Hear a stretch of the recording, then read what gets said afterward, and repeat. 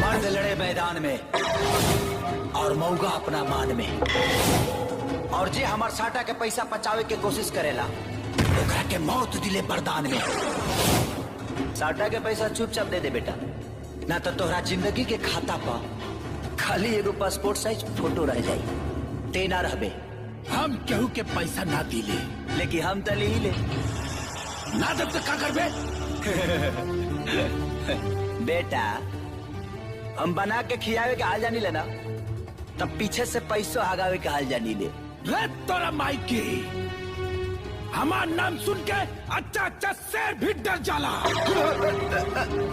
हम बहुत डर गनी सरकार है कहली बहनी के, और हमार नाम सुन के लोग हागला बिना ना बदला बिना मर जाला। मरा साले की।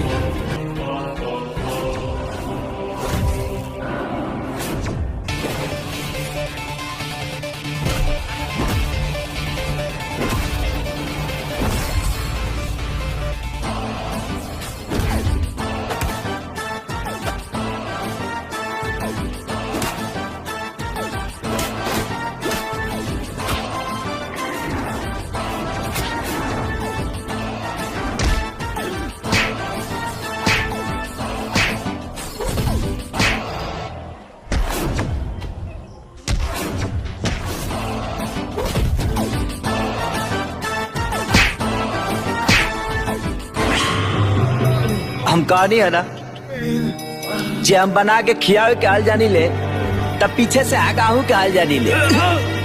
चुपचाप सुन।